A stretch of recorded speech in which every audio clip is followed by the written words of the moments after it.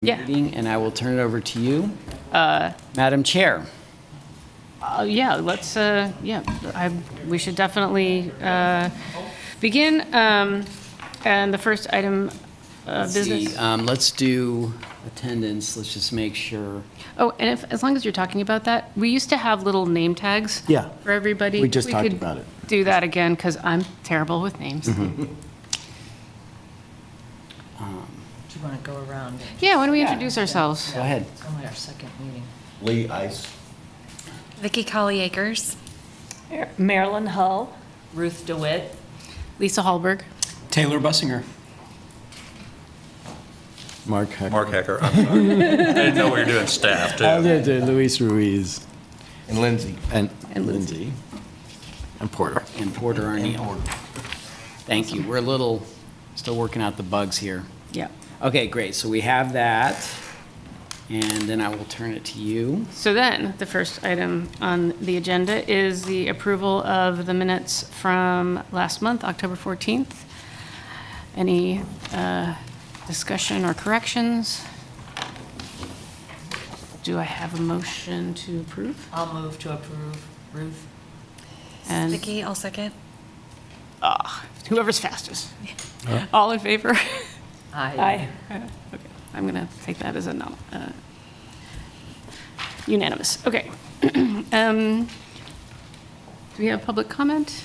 No public comment, and there's nobody online, so we don't have to do public comment.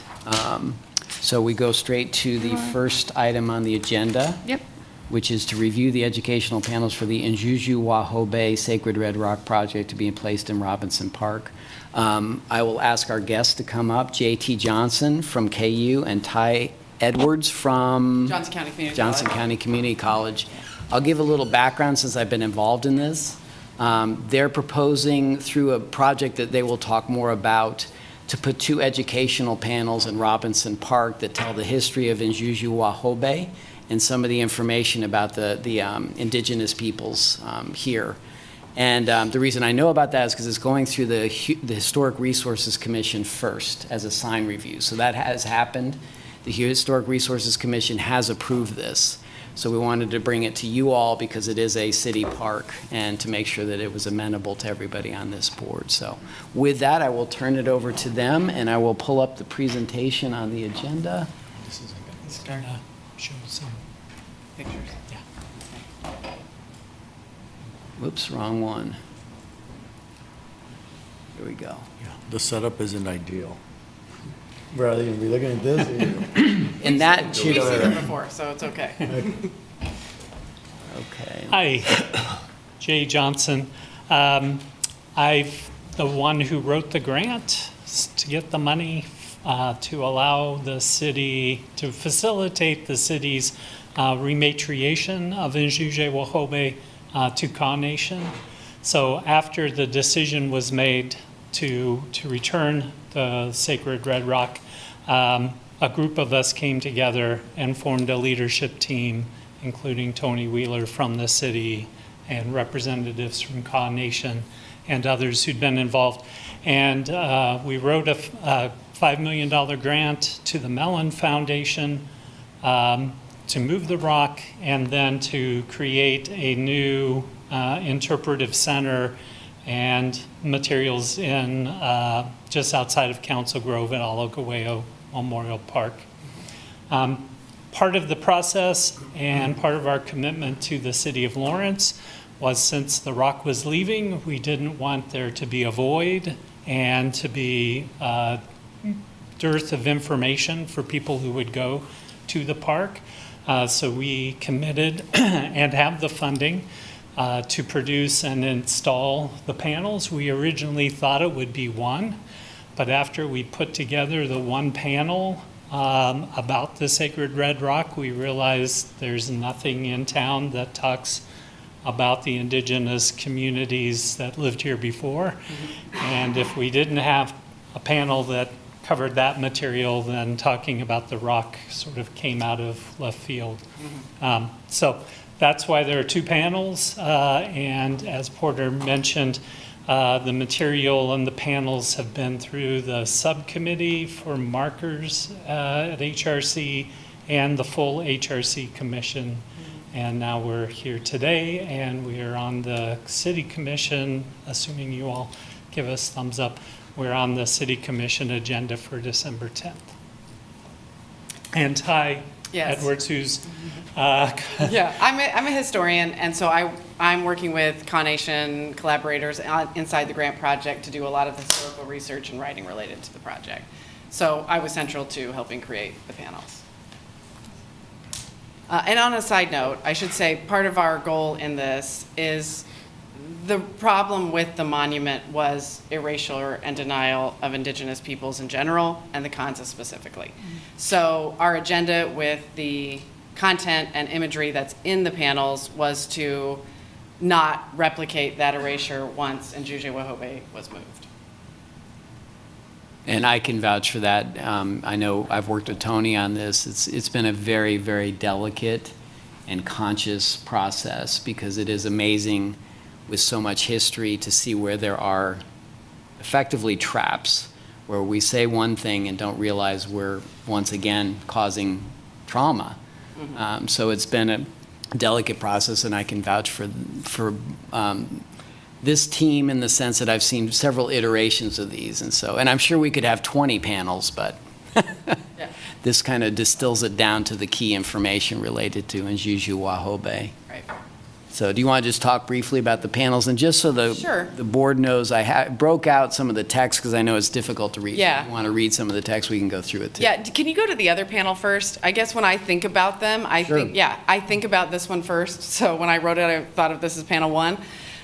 So Indigenous land, so we're trying to frame where we are now, like what's the history of this place, right? So my collaborator, C. Huffman, and I, she's a citizen, and everything we do is she always says, let the land tell the story of the place.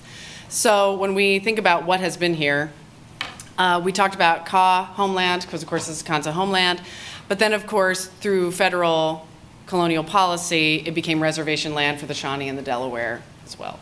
So we mentioned that, and that's what that map references. One of the things that happens a lot, and my students are this way a lot, is they think all Indigenous people lived in teepees. Of course, they did not, including where we are now. So the Ka or the Kansa are a great example of people who didn't. So some of that imagery there is to bust that stereotype. And then also, almost everything we do when we think about Indigenous peoples, we almost always are actually referencing men.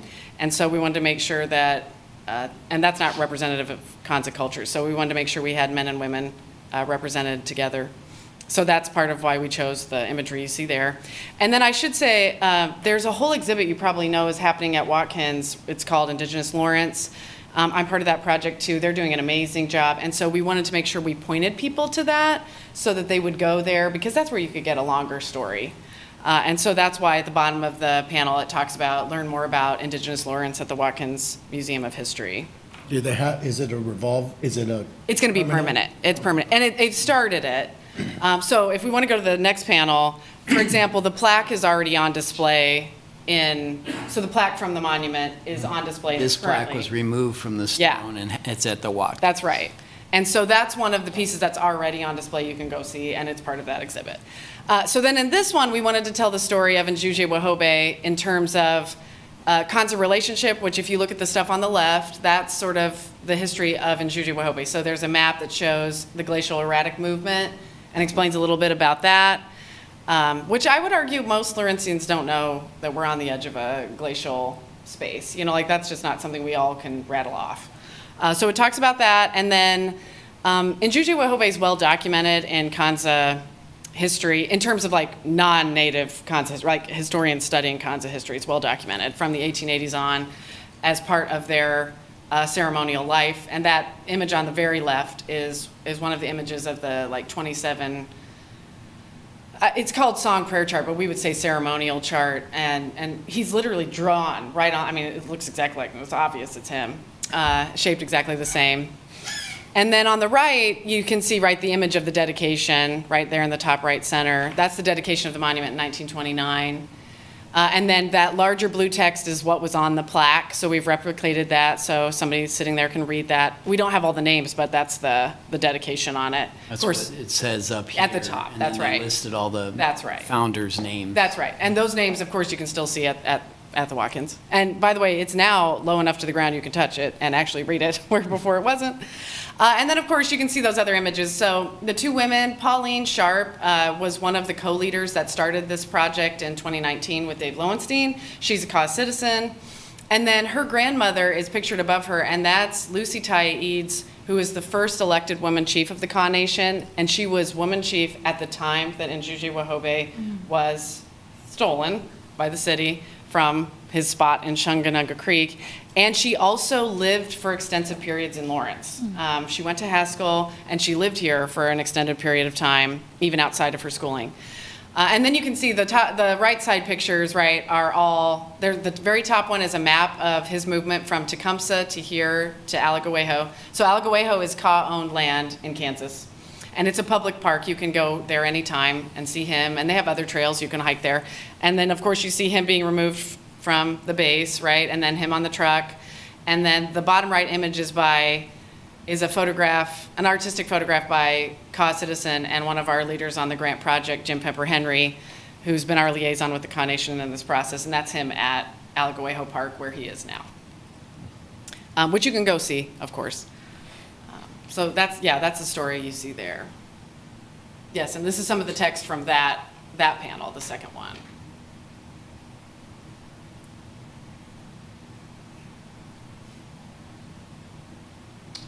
I have a question.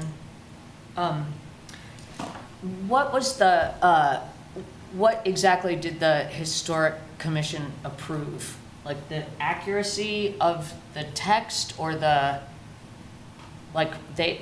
this has been approved before it's coming to us, so I'm just curious, like, what that process was. I think Sorry that if that's, it's no, I think elementary. you're on the right track, is that's their task, is to review these for appropriate historical reference. I know that they worked closely with both Ty and Jay on this, and so they approved the content and the visuals based on the committee that I serve on, basically the aesthetics. So that's. Yeah, so we worked with Watkins of course, we worked inside of our team. Sure. And then we worked with Watkins staff. Then we went to the Historic Panel Subcommittee, and they saw several versions of it based on feedback. And then Historic Resources saw the same version that you're seeing. Okay, Yeah, so HRC approved the version you're seeing now. okay. Good question. I have a question. So when you say panel, I am visualizing Oh, wait. kind of Yeah, there's a historic- picture of this. Oh, okay. Okay, there you go. Oh, yep, I was There's a going to say, like rendering. what you Yeah. see on the Burroughs Trail. Yeah, yes, it is exactly like that. Right. And in fact, the Watkins staff gave us samples of like the Grover Barn one, if you've Okay, seen the yep. Grover Barn one. Yep. So we use that as a model stylistically for how we did it. So it would sort of match, if you've seen And that one. this rendering is just to kind of show what they would look like, not necessarily the positioning, although this is close to where the stone is, but that would be something that Right. I think Parks would get involved as far as where's the best location for this. It looks amazing. Are there features that are optimize accessibility for visual impairment or? Yeah, I mean, that's a great question. I mean, in terms of like how we thought about it, we did not put like QR codes or anything on there. We did put the Sacred Red Rock website on there. We did put, reference Watkins, but we didn't put anything on there that would be like for someone who couldn't read it. Yeah, so I don't know, I don't think the Grover Barn one has that. Does the Burroughs Trail have that? I don't think so either, yeah, because we went off that model. Now, it is my understanding that there's a process coming that might standardize how historic signage might be.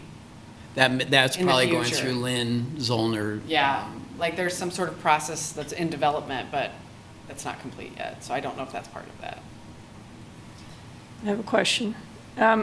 Is there any plan to have copies of the panels in the Lawrence Public Library, That's a good idea. Yeah. City Hall, or other locations that get a lot of traffic? I mean, that almost makes me wonder if we should have all of the signage from the parks in those places. I mean, I'd love to have ours, but Yeah. maybe we're not better than everyone else. Well, the Burroughs Creek Trail project did have kind of traveling panels, and I Yeah. think they were at the library for a while and may have been in Yeah. other locations. Where That was actually Henry Fortunato. I worked closely with him back then, and he was the mastermind behind that. Honestly, to help show people what was going to be shared on the panels, and ultimately what you saw in those, what do you call them, marketing, There were the posters. exhibition. Yeah, right. Wasn't exactly the same way they were interpreted on the panels on Burroughs Creek. So that was his effort, not anybody else's. You know, he worked with the library to do that. So it's certainly feasible, but to your point, where do you decide what then gets promoted that way? Yeah, I mean, it just seems like this is really fascinating information, and because of the traffic constraints around that site, Yeah. Yeah. I fear that too Yeah. few people will see it. Yeah. And I'd fair. really love for all the work that you put in to be more widely displayed and available. Well, I would say something I'd be willing to do, especially since I'm working with Will Haynes on the Indigenous Lawrence exhibit at the museum, is that's something I could certainly communicate with him. You know, the thing I think of offhand is, you know, the time most people go to that park is when they're in the third grade Lawrence history field trip. I know because I've taken my kids to that park as part of that field trip to see Injuje-Wahobeh, which of course isn't there now. So it does make me wonder if we should have a concerted effort to make sure that digital versions of the panel are also available to the school district because they give you this big packet, like even the parents that take the kids on that field trip, we get it, right? And so that might be a resource that would be useful for those folks in our community too. But yeah, I could certainly collaborate with Will to make sure that that's available to him.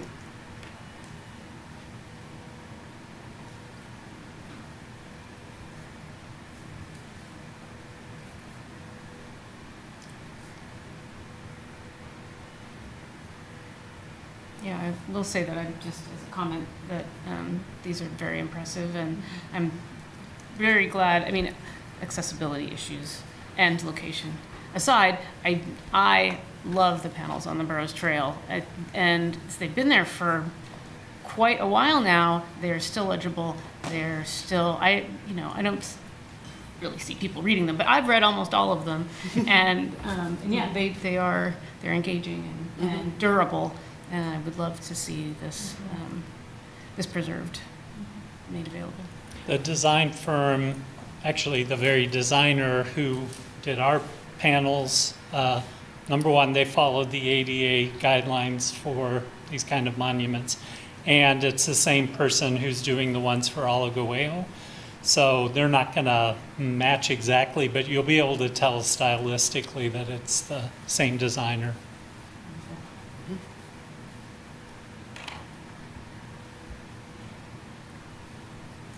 Any other questions or comments?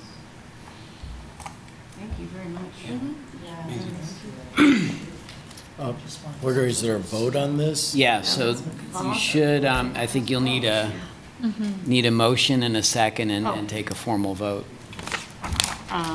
Yes, well, I move that we approve the historical panels. I will second that motion. all in favor? Aye. No opposition? Wonderful. Great, thank you. I will let Lynn know so she can move forward and get this on that city commission agenda. Thank you both very much. Thank you. Thank you. Yes, thank you so much. Maybe after a meeting, we'll walk over there and read them. Yeah. Okay, bear with me a I'm second. really enjoying hearing the name of the rock said out loud over and over again. I kept trying to read it and trying to I had to phonetically write it out. Yeah, I think I might. In the spelling, it's difficult, so I had to hear it a few times to Yeah. get it down. In Juju-Wahobeh. Yeah. All right. Oh, and Lindsay, I'm sorry, I didn't share all that. So I guess you couldn't see the presentation. I could see it. It was showing it. Okay, good. Yeah. Oh, Kurt was doing it on Zoom. That's great. Yep. Okay, so I put together, this is really, we don't have to belabor it, and I don't know if Lisa and you want to speak to where we are. I would let Lisa speak to this before we go through this, if you want. And I'll chime in, of course. Okay. Just our conversation on Monday, if you want. Yeah, so I mean, we're moving on to item number 2 on the agenda, I'm assuming. So I met with Porter and Lewis, and Roger was there as well, to talk about the discussion we had last month, and where we are going forward with how this meeting's gonna go. What do we want to do here to continue the work that was done before this restructuring, where we are hearing the voices of the Lawrence community and being a part of the conversation, but while still being constrained by, I am so sorry for that spam call, boy, I get sidetracked so Still easily. being constrained. By the new resolution that is designed to have us be an advisory board, but not a policy-making body. And I guess the goal of this conversation is to continue that conversation we had last month and hopefully have some clarity about how to move forward here. So this is a discussion, and Luis has put together some staff presentation, as the agenda says. So I'll let you take it. Or also, if there's anything that I should have said that you were hoping I would say, please speak. Thank you. Okay, so a lot of this is redundant, but just sort of reminders. So these are the policies that are in place. It's the ordinance, it's the overarching policy, and the 2 resolutions. One is a standard policy governing the operations and conduct of advisory boards, commissions, and other advisory bodies. Resolution 7473, establishing the ethics and professional conduct policy for members of the governing body, appointed officials, and employees of the City of Lawrence. And Resolution 7542, establishing rules and procedures governing meetings of advisory boards, commissions, and other advisory bodies. For all intents and purposes, this kind of serves as a standard set of bylaws for meeting procedures, if you will. So we have, basically a mechanical bylaws, if you will, but there's still also a interest in, so this is a policy advisory board. So the task of this board is to think about policies or policy changes or additional policies that would be recommended to the City Commission. And then the bylaws are another factor in that this board is being asked if they want to develop bylaws specifically related to how they want to proceed, they can do that as well.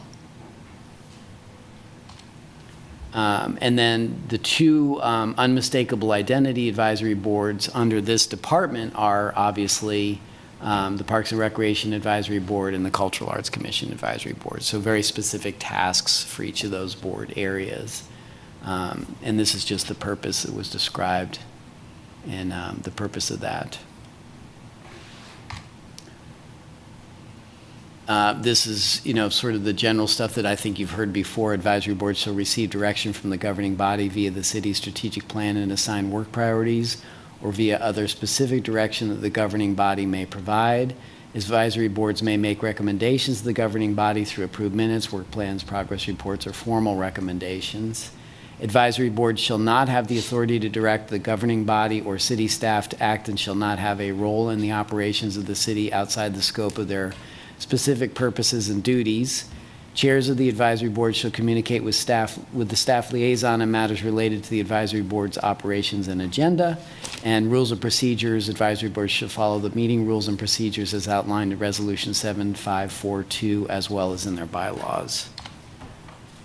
And then this just talks about the chair's role, the board member's role, the staff liaison. And of course, this is all under the strategic plan outcome area of an unmistakable identity, which is Lawrence is a welcoming community synonymous with arts, diverse culture, fun, and a quintessential downtown. City parks and community events contribute to the vibrancy experienced by all people in Lawrence. And these are the standards. I won't go through all of these, but these are also in the policy, and I think you all have seen these before. And same standards there.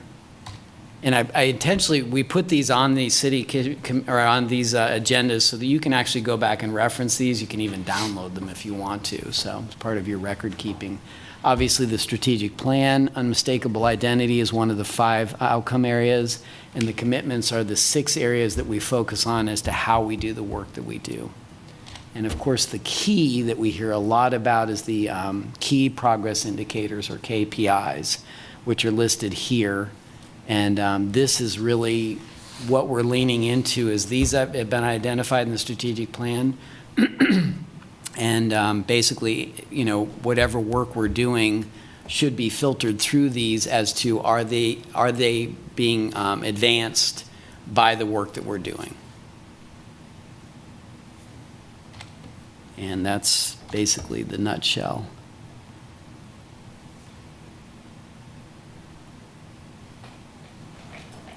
And for what it's worth, my understanding is that all boards, all the new boards, are struggling with this, trying to understand it and determine how they can move forward. And I think that's the conversation that we had with Lisa was, you know, what's the best plan moving forward here? So if everybody's done with this, I can stop the share. You want to? I would leave it up there so Okay. we can refer to it during our conversation, because I think I can use a couple of examples when we get to it. So let me know when you're ready. Yeah, I can't read that. Thank you, Porter. I don't have enough. Well, actually, I guess I do. I read it up there. Oh, no, I don't. Sorry, this was other. Who else cannot see it is the question. I can see that. The I big bet. screen works, but that one's still small. You can share these. This is notes that I had, but there's not enough to go around to everybody. We'll send these out.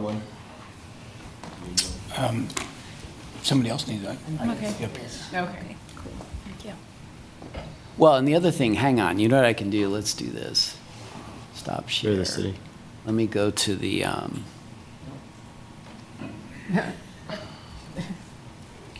Okay, so you all can always find these at lawrenceks.org.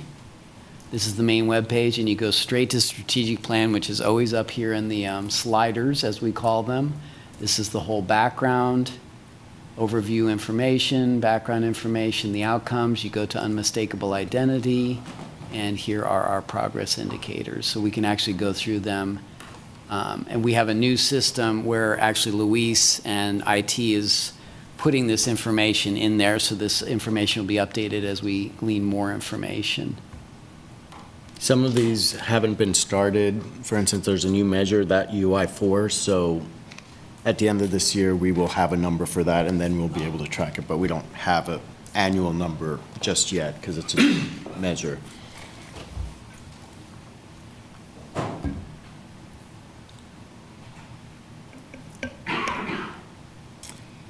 So what I wanted to mention, and just to further and I think what we want to talk about today is kind of both agenda and what that kind of looks like for us, what should be included in our meetings, because we have the ability to mimic, you know, the city's agenda and omit parts that we don't need, right? If they don't make sense, the city manager's report doesn't make sense here, you know, they do that there. So, and then also kind of philosophically, and more of the conversation we were having last week about how do we align what we do here with the KPIs.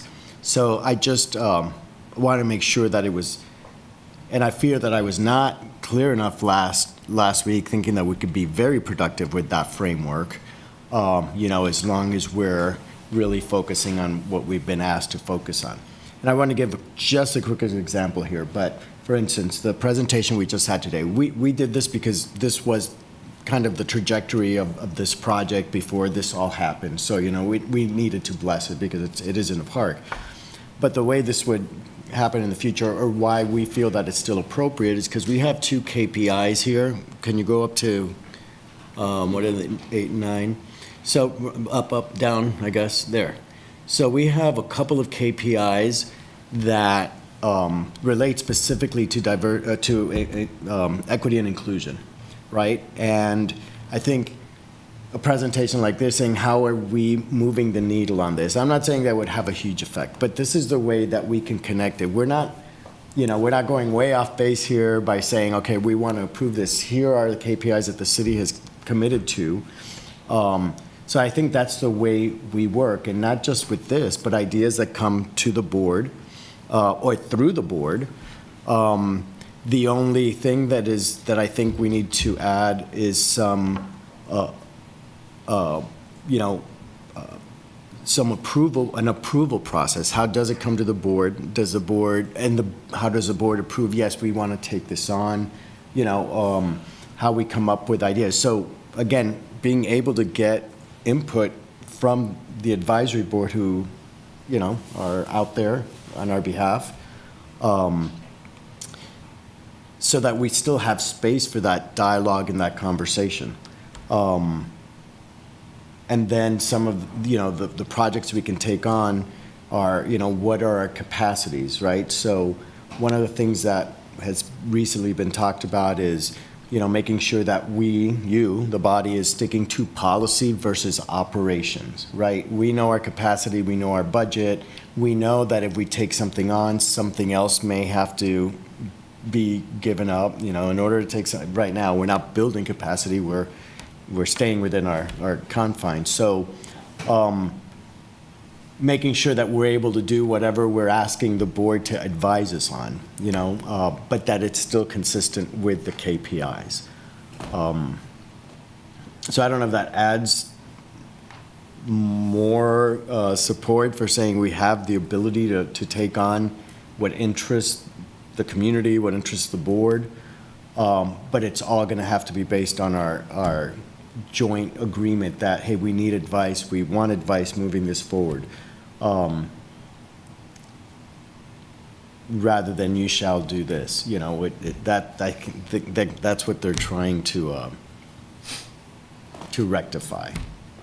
So, I think as we've talked, I think there's going to be maybe a multiple meeting conversation to really make sure that we can set a good agenda where we have the ability to get public input, where we have the ability to consider what the board is, and then also be able to feed the board, hey, we need advice on this, this is consistent, this is how it's consistent, we need advice, we need you to approve us moving this to commission for a decision. So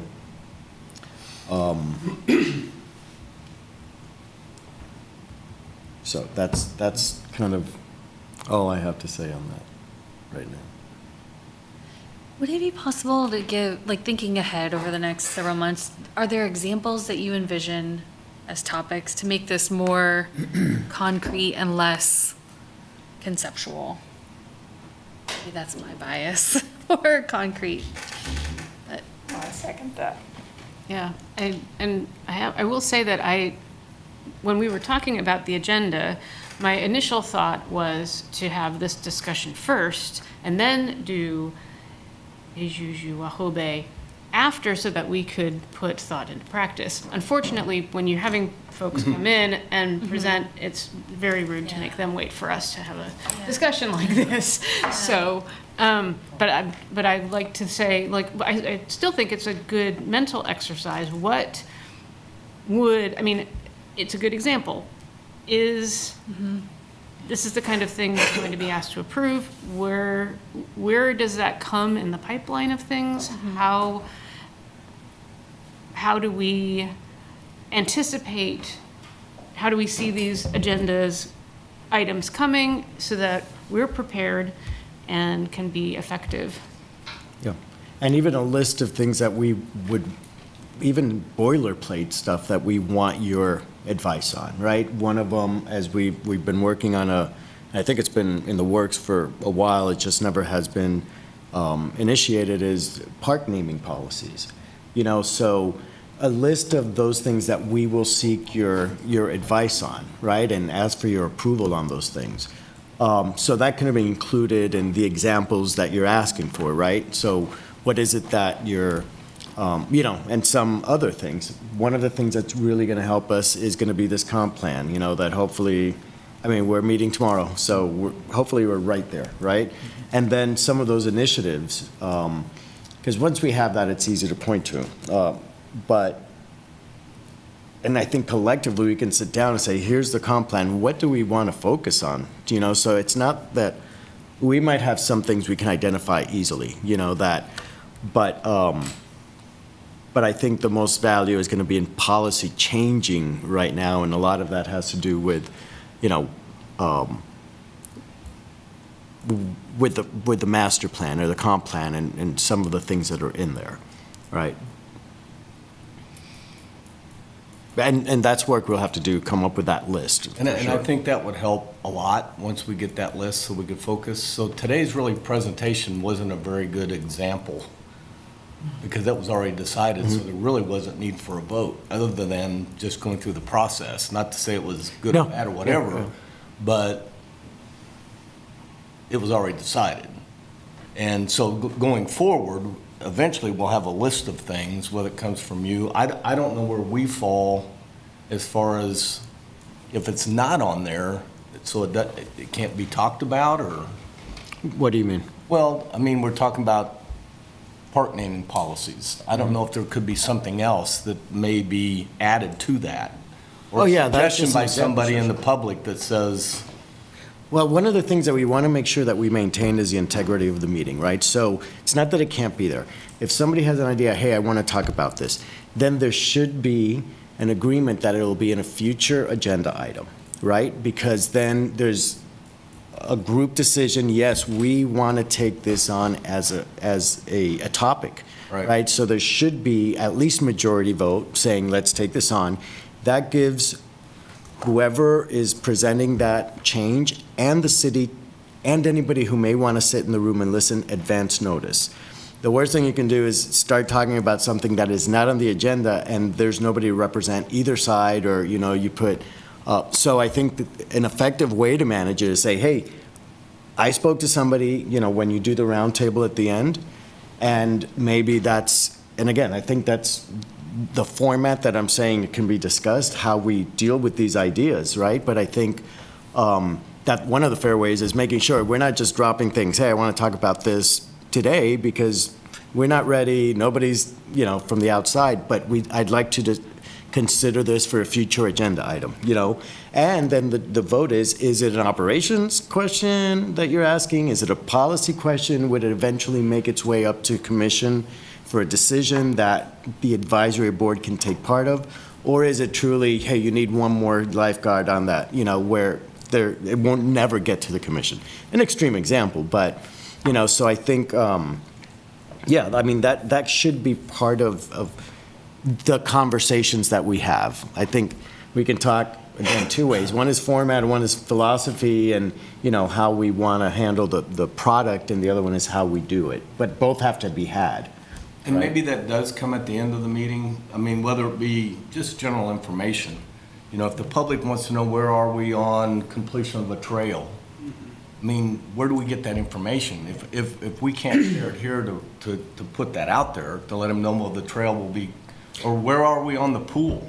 Or even these panels, when are they going to be installed? Right. And, you know, where do we hear the final outcome of our approval to, We're not trying to make a decision, we're just trying to provide information. Yeah, but, and I guess the question, I mean, the answer might be, oh, we don't know, or we can say in advance, hey, any questions you have, send them to the chair so we can be prepared. Because, again, we may not have that answer. But you know? might, and if we don't ask, we don't know.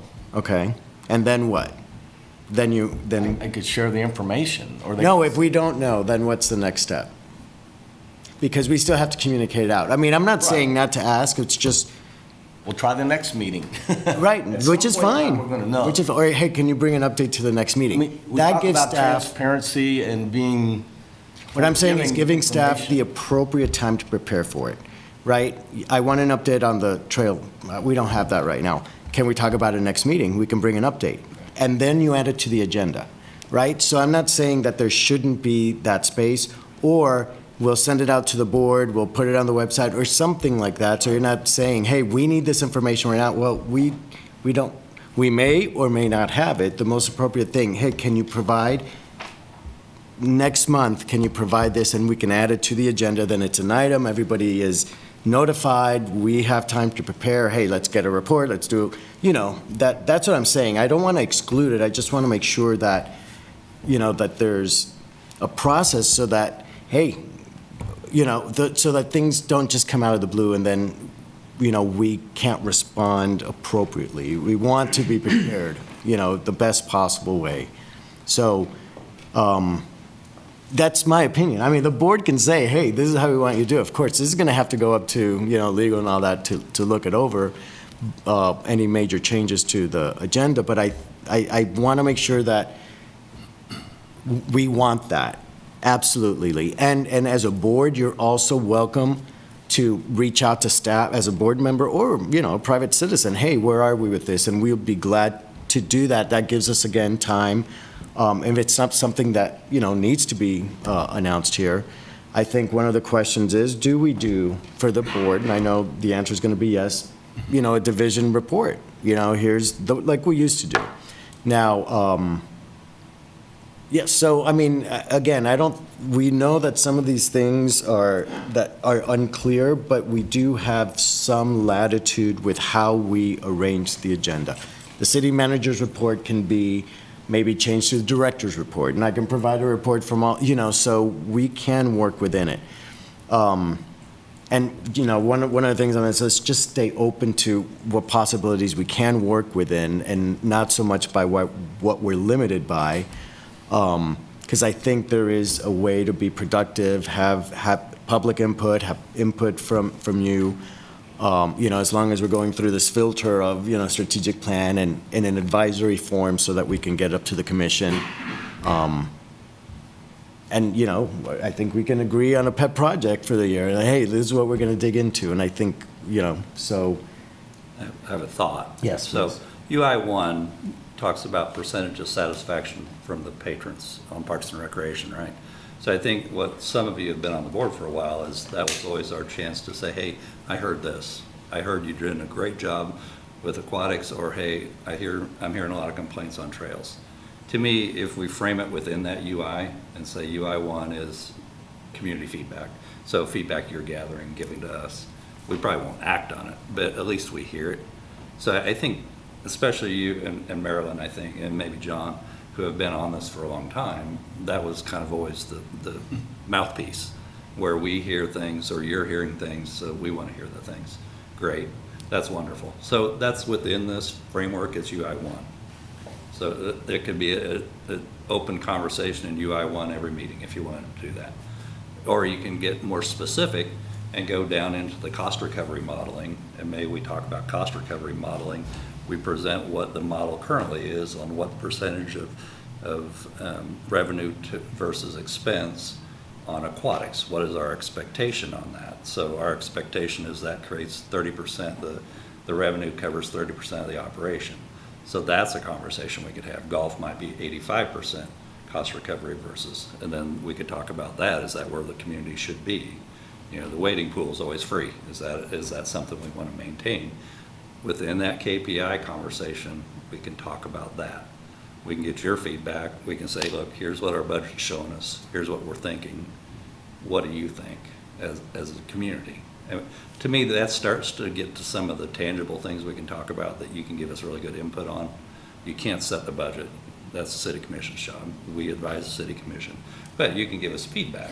And there is a sound financial stewardship commitment as well that we can, that has to, I mean, I can't say it enough because I think that was the specific change that they wanted to make. Let's make sure we connect it to and I think there's a way to do that with all of the things we do, and if it doesn't fit in there, then we say, okay, put it out, put it off till later. It doesn't fit within the framework of what we've been asked to do. I mean, to me, if we're playing on any of those KPIs, we're in the right game. So if we're talking about number of events, what events we're having, where we're having them, how many do we want to have, what's an area we are maybe missing that we should be hitting, that's a KPI.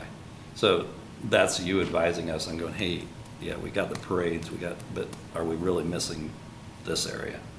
Yeah, if you have thoughts on that, I think that can be a meeting. Talk about trees. Trees could be a whole meeting on what do we do now? Is this what the community wants? Should we continue with the current program? Do we need to change the program? Or are we overfunding that and underfunding something else? I mean, that to me is the balance that the KPIs point to.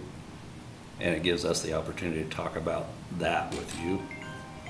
And then that gets rolled up to the city commission level. Where would I don't know if it falls in here at all, the CIPs fall, as far as a conversation, not a decision, but just input.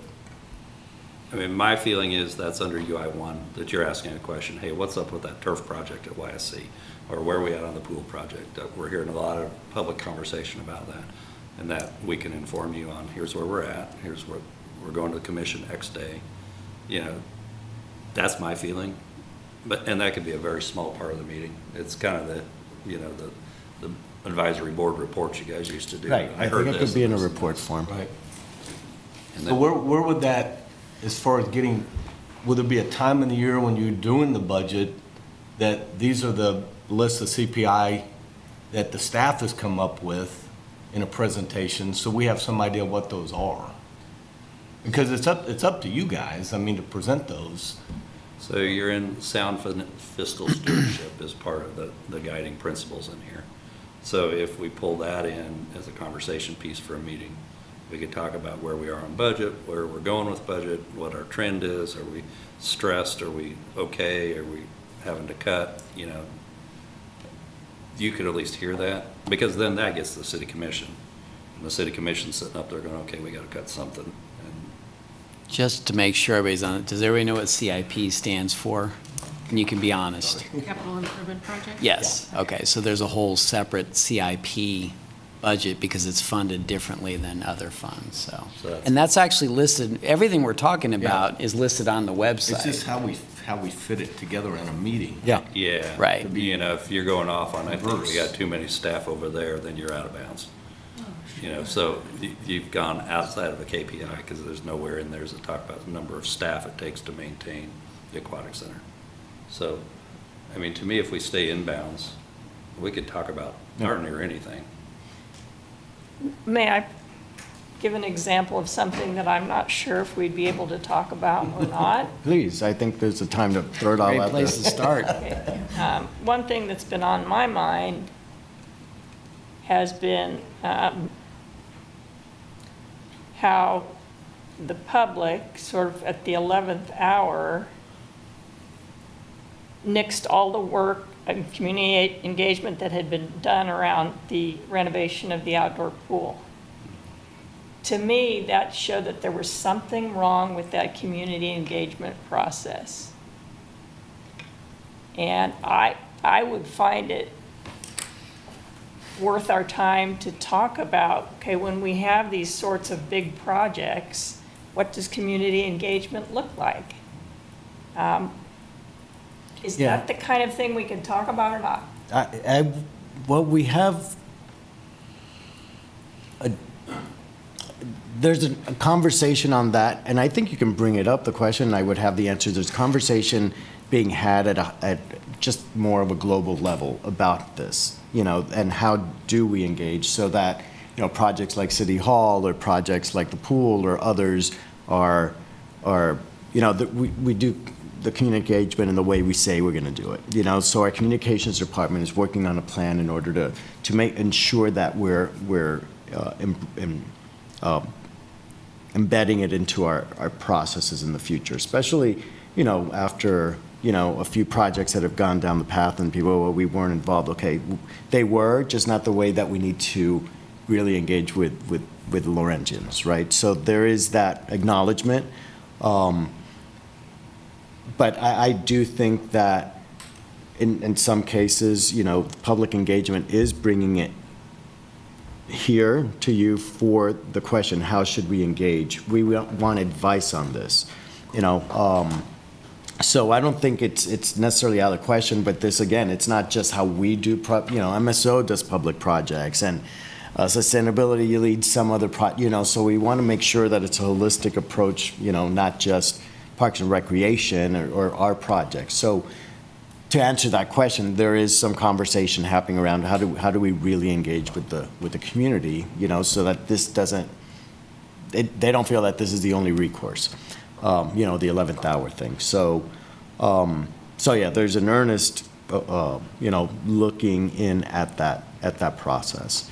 So again, I think if we have an opportunity to ask this kind of question at the meetings, whatever that is, I have a question, can we discuss this? And we can give an answer sometimes. Sometimes it's like, hey, we need time to do this, but to be able to get appropriate answer. But to answer that specific question, that's where we are.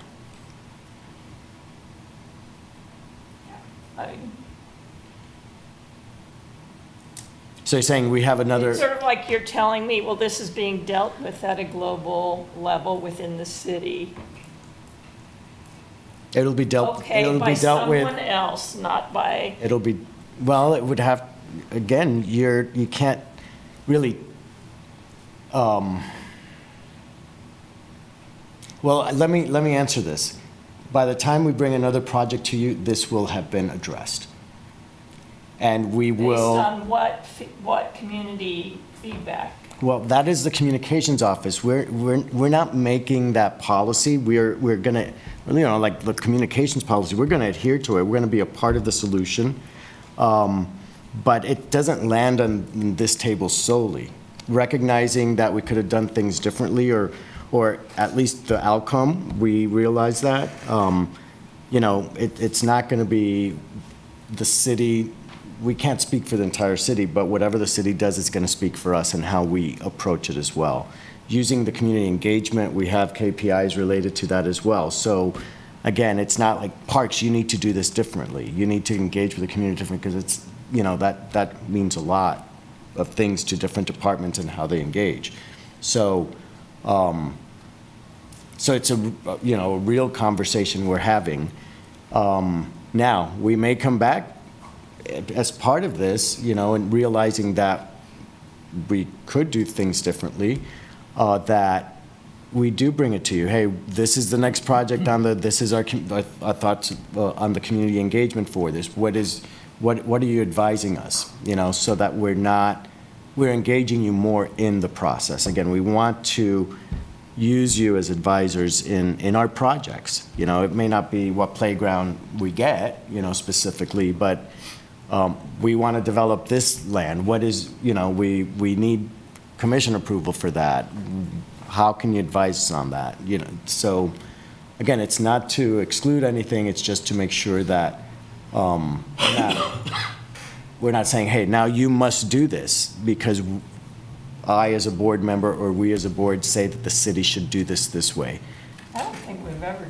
No, I'm not. I'm saying in an example where you're saying, hey, we think you need to engage in this manner. I think that conversation is important for the city, and I'm sure that I can't speak for them, but it's going to, what the community's feedback is going to be involved in the conversation the city's having. And just pointing back, just like you said, the pool project, it's like we want to make sure that we're listening, and we want to make sure that we're consistent and that we're responsive to the community. So the decisions that are made will be absolutely to benefit the communication of city departments, including ours. And we would seek, I can make the commitment, we would seek this board's advice as we're working on the next project.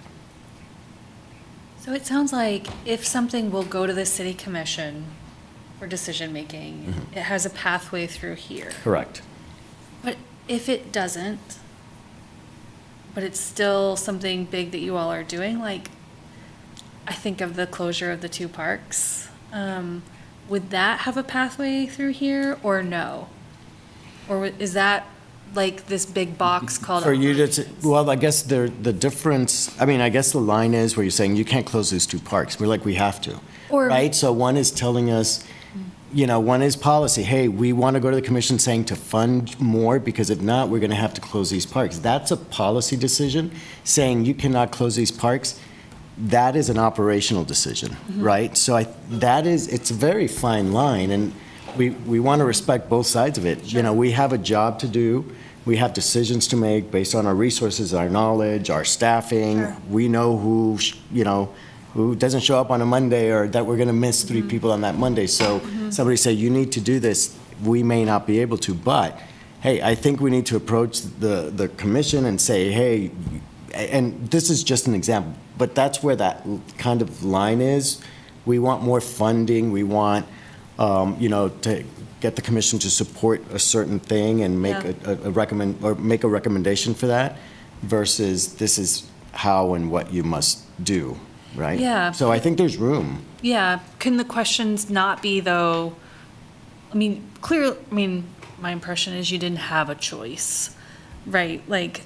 But can questions for this group to entertain be around, how do we communicate about that? How do we, how do we convey to the community effectively the reasoning why and the rationale, and what is ahead, and what does this mean for Parks and Rec? Instead of Well, I can should we tell do you it? Which I don't think is- no, I understand that question. I can tell you that a lot of our turnaround times are less than a month. So, we don't know until the budget process is underway, exactly, hey, this is and especially this year. When you're adding programs or you're staying status quo, those conversations are much easier. You can have them over a longer period of time. But when you're watching every penny and trying to really allocate them, it does. I'd say 60% of our time is turning around, and churning on the budget, because it's that important, and we have those deadlines to meet. So we don't always have a long lead time. That being said, we want to make sure we're transparent to the extent that we can be, even during those short windows. So, I don't know that we can make it part of the process of, hey, this is what we're going to do. Because again, what parks are you going to close? Because we need to figure out how to cut, $100,000. Or are we losing a position? And, okay, these are the areas that they mow, so. But I think, again, during the format, how we figure this out, I don't think we're going to get that to the granular today.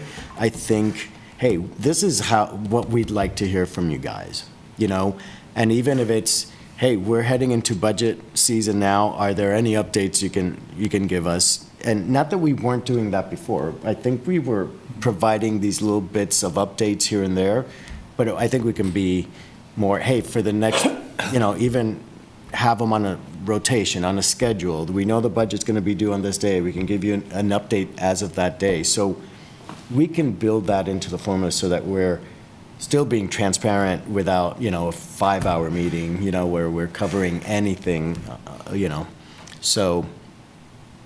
Well,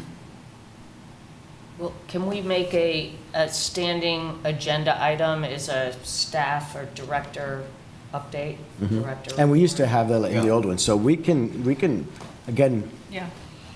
we can do that. We can also do it, Where we are. yeah, it's important. I think if we have, it doesn't have to be long, and, we trust you to choose top couple items that we could be Yeah. briefed on, but I think it would go a long way in making us feel that we know a little bit. Just so that we feel like we've accomplished something, can we have a vote on that right now? That's something that we want to see on the agenda? I want to follow up on what she said about park closures and I totally understand, because it is a budget issue. When you're told budget's got to be cut, where it's going to be cut, how we're going to do this, go back to, Prairie Park twice. Oh. And it could be something that maybe this board doesn't recommend any of those things happen. It's not our decision to make.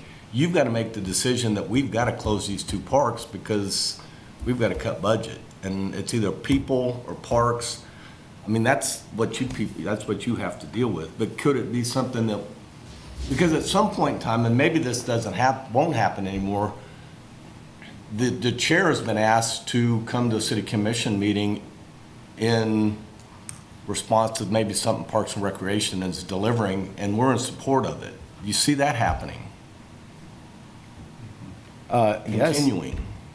Yeah, I don't think that would not, So, under the way that they communicate, that the board can communicate to, Yeah, I mean, especially for policies, what they're asking for is that would be exactly what this board would do, is say, we recommend that the commission consider this, and then let them make a final decision. Because I know that's been asked before, whether it be Marilyn or John or whoever was the chair was to represent this board in favor of whatever decision was made in supporting staff and what they were doing, whether it helps or not. I think it's important. I do think that should, and I will get clarification. I'm sure that there's nothing or there's no expectation that does not continue. But I will bring that up next time, in 2 weeks, next week, just to get clarification on that. But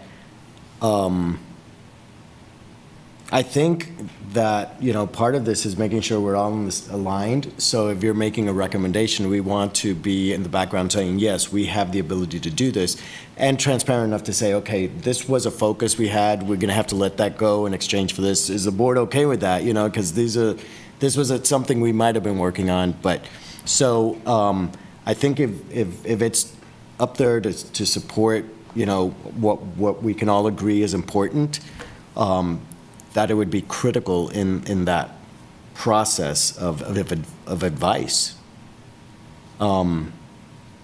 Absolutely. something else I think that you can get engaged with once we get the comprehensive plan finalized. Yeah. So within that comprehensive plan, the financial ideas, so there's 5 or 6, 10 ideas of different ways to finance Parks and Recreation. So that's a little bit of creative thinking. In other words, we don't do these things that other cities do. So this group could run through some of those and go, that's not a horrible idea, and maybe we should look into that as we go through next evolution of budget, which we're currently working on 2026 budgets already. So that's how far out we're working. But once the comprehensive plan's in, so it has a whole list of action items, and Lee, I think from past is there's a lot of things we can check off as we go through. Some of them are big, some of them are little. But then there's how do we finance the department? How do we structure the department? Or there's things we're doing now that we shouldn't be doing. So, a lot of what we're looking at the administrative level is service level reductions. So the parks we close, service level reduction, right? So if we have to cut budget, okay, we cut a staff person, what did that staff person do? Well, you heard about the 2 park closures, but we're also reducing our mowing. That didn't show up because it didn't rain for 6 months, right? If it would have rained, you would have noticed those out in the parks. So some of those things are maybe advisory to let you know where we're headed. Based on the budget situation, we had to cut X, X, and X. So we've cut 3 full-time staff people. What's the service level impact of that? We try to present that to the city commission before they make a decision so they understand. And if you go look in the commission presentation, all of these things were listed there. But people don't realize it until they start to see it and go, wait a minute, you closed my park. Okay, yeah, but we've talked about that for 6 months.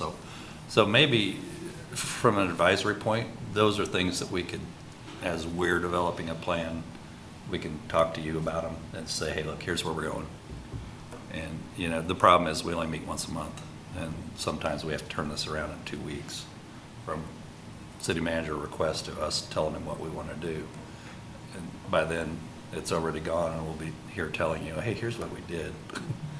So that happens with the CIP too, that we can propose multiple projects. The city commission goes in and says, yes, yes, yes, no, no, no, no, no. And then we go, and then we can report. But in our mind, when we came up with a plan, we were yes on every single one of those because they're very important. But it's how much can be funded. I don't think there's anything that we're doing secretly. It's just timing sometimes hard to get more input. I mean, I wouldn't mind having a whole list of CIP and go, okay, what do you guys think? Here's where I would go, these top 5. Is that your top 5? That'd be great. Yeah, everybody will have a little different plan.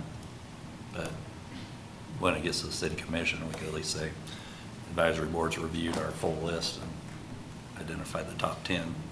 I mean, something like that is, I think, useful for us. That it wasn't just me sitting in my office making this up. Yeah. And again, that could be on, hey, at this time of the year, between March and April, we will bring, this report. So it's not every time, right? We don't have to do that every time, but I think if we have the expectation we're going to do that, it will be something that is baked into what we share, so, and that's okay for, you have to ask, hey, can we report on this, and even, hey, for next time, can you bring an update? But if we have it, hey, this quarter we're going to do this quarter we're going to do this quarter they're going to do this, it can be, a 30-minute presentation as opposed to just an update or yeah, and, and I want to say that we're not far behind or pretty much in line with a lot of other board and commissions right now, boards, because they started just about the same time we did. So nothing's been tested at the highest level. It hasn't just, we haven't gotten to the commission yet. Hey, we're advocating for this. We haven't gotten to that. So this is a chance for, hopefully everybody will stick to this. It'll give the guardrails, but we'll be able to set some ideas of how, the board should run and how we really can use you as advisors in what we're trying to do. I think we just jump in and start doing it, because that's where we're going to have evidence that our time here is well used. Yeah. I think we've kind of had enough of conceptual. Let's start doing it. Well, before we start doing it, I think we need to agree on an agenda order, what we do want in the agenda, because otherwise we're, so I think that is probably the next step is, okay, this is how we want the agenda to run. I know we talked about it, and I think we were all in agreement last week, or last month, you were asking about public comment and the opportunity. So, what's the formula, or the agenda for how we do it? And then I think we can jump in. But I do think that that's the next step, is agree on an agenda, which we have the ability to do as a board, so you can vote. This is what we'd like to see. I would suggest that Lisa and who's ever the vice chair be empowered to work with staff on presenting a recommended, whatever you want to call it, meeting agenda, whatever, so we don't have another discussion like this where we're all sort of jumping around. I mean, I'd rather have something to respond to. Yeah, I trust them and you guys to come up with that, and then, when we approve, and then we're ready. Let's go on to some issues. I don't think that we necessarily need another meeting, but I do think this one was also necessary, Marilyn. I think that we left it with a lot of questions last time, and I think this hour spent was an hour well spent, so that we can clarify. So I don't think we need to beleaguer it if everybody, and I think you should put it for a vote. I don't want to be the one to say it. I think put your desires into action and let the board work in the way it's supposed to. And if you say, hey, yeah, next meeting, let's have an agenda, I'd say that's good enough for us to roll up our sleeves and start jumping in that. I mean, as long as it's not set in stone, you come up with something, and then after 3 months, somebody says, there's something missing here, or this doesn't seem useful, or, and then you can make adjustments, hopefully. Yeah. Cool. I agree. Can I clarify something? Last week, I was confused. I left a little bit confused about if we were going to be getting updates or not. I left feeling like there wasn't going to be a monthly update from staff. And now what I'm hearing is that we are, like, you were recommending that we get a monthly update? Yeah. Is that what I'm hearing now, that we can under, I think you said UI 1 or whatever, we figured that, is that how that would work? Yep. And so I think you said that you wanted to put that to a vote to have a monthly update. And then what I'm hearing also is that if we wanted to ask for something specific, we could get an update for that as well. Is that what I just want to clarify? That's what I would be on board with seconding your motion to getting. I didn't really make that motion, but I'm happy to make that motion. Sorry, I thought you said you were done. No, I was going to say, should I make a motion? It was what I thought did. you were starting earlier. I'm sorry. No, you're good. I'm trying to feel the room was what I was Yeah. doing. But yes, so I do think that that is what we had talked about doing, and it does seem like we're at this point where, and I'm going to actually do this, I make a motion that, I agree, we have had enough discussion about what this meeting could and should be, but that going forward, Vicki and I, as chair and co-chair, will work with staff to set an agenda for next month that will be, and that will include a monthly report about Parks and Rec and develop items to, for the board to learn about and if necessary approve. I don't know, does anybody want to amend that, feel free, but that's my motion.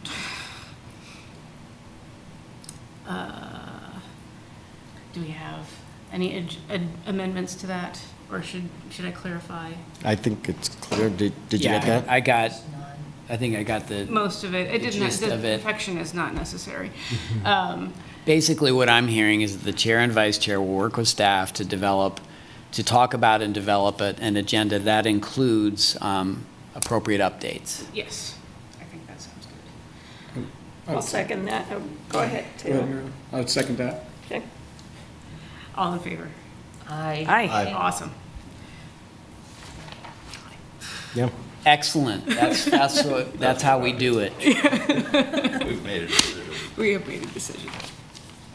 Well, and I appreciate taking the time to have this discussion again, because I do feel like we're hearing more or getting more context for these resolutions that are very legalistic and vague in the sense that it's hard to take a resolution and turn it into practice. And so having the time to just get it all out so that we know what we're going to see next month at our next meeting on December 9th, which I'm looking forward to.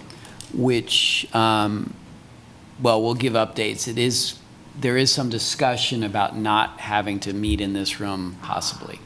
And if that's the case, then we would go back to our offices because it's just easier for us as staff to run those meetings. But to be determined, and we'll let you know that. That sounds good.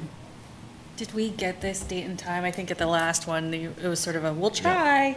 Is that It's the- still, I think it's a moot point, Yeah. just because there's some reshuffling of space use, and one of them, this is going to be used as the circuit, or the court during the day, so there's some boards that meet during the day, can no longer meet, so I think they're going to offer that flexibility, but I think we can stick to this time, the second Monday of every Awesome. month without an issue. And that'll either be here or over at Parks. Sounds good. I also want to add that what's really going to help, in my opinion, is once we get the comprehensive plan, it's going to help us with that roadmap to get us to focus on what's in there. I think we're all kind of excited, and I know you are, because we've been waiting a long time for it, to see where we're going to be in the next 10 to 20 years possibly, and to check those boxes off. And I think that'll help the agenda going forward too. Because we checked off a bunch from the last one, a lot. Good deal. You all did. I agree. I think we got through the agenda. Do we have a motion to adjourn? If that's what we're ready for, or do we need to talk about anything else? I'm happy to. Marilyn Hull, I move we adjourn. I second. All in favor? Aye.